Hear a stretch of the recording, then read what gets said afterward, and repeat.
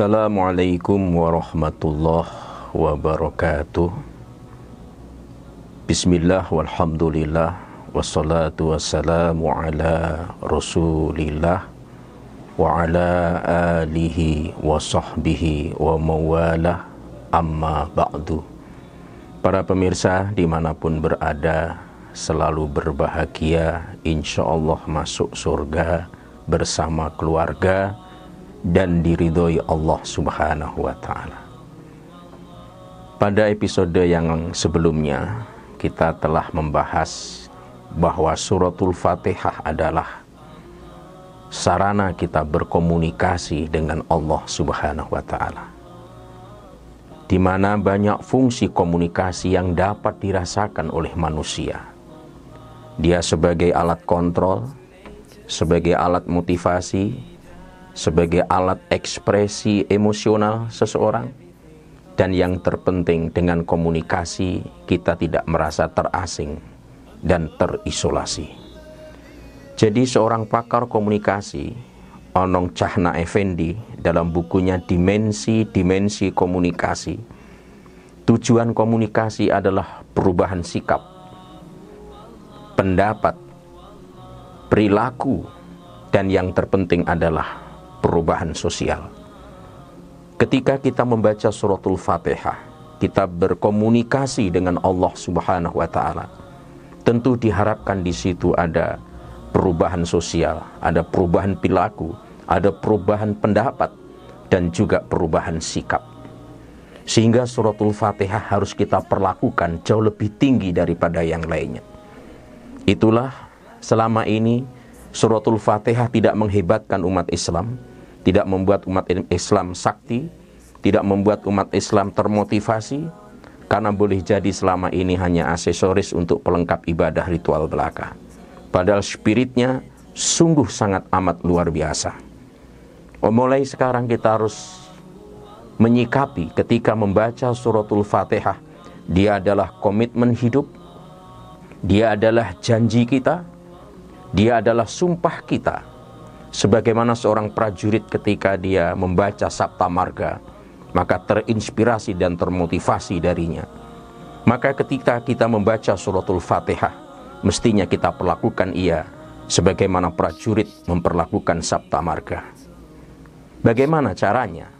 Agar bahasanya lebih motivatif.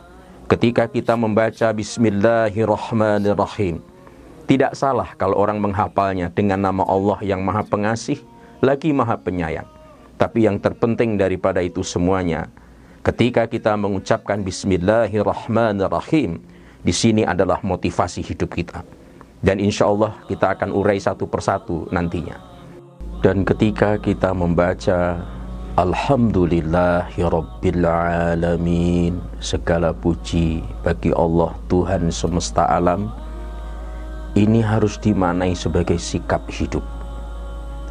Ar-Rahmanir-Rahim, ini adalah perjuangan hidup. Maliki yaumiddin, cita-cita atau tujuan hidup. Iyyaka na'budu wa iyyaka nasta'in, ini dimaknai sebagai cara hidup kita. Ihdinas siratal mustaqim, ini adalah jalan hidup kita. Siratal ladzina an'amta 'alaihim ghairil maghdubi 'alaihim waladdallin. Ini adalah harapan hidup. Jadi suratul Fatihah itu di dalamnya terkandung motivasi hidup, sikap hidup, perjuangan hidup, tujuan atau cita-cita hidup. Yang kelima, cara bagaimana kita hidup. Yang keenam, jalan hidup yang harus kita tempuh. Dan yang ketujuh, harapan, cita-cita kita di dalam hidup ini. Jadi suratul Fatihah bukan sekedar kita baca, yang kalau kita tidak baca tidak sah sholat kita, tapi harus dimaknai bahwa suratul Fatihah itulah janji hidup kita, komitmen hidup kita, sumpah kita kepada Sang Pencipta Allah Subhanahu wa ta'ala.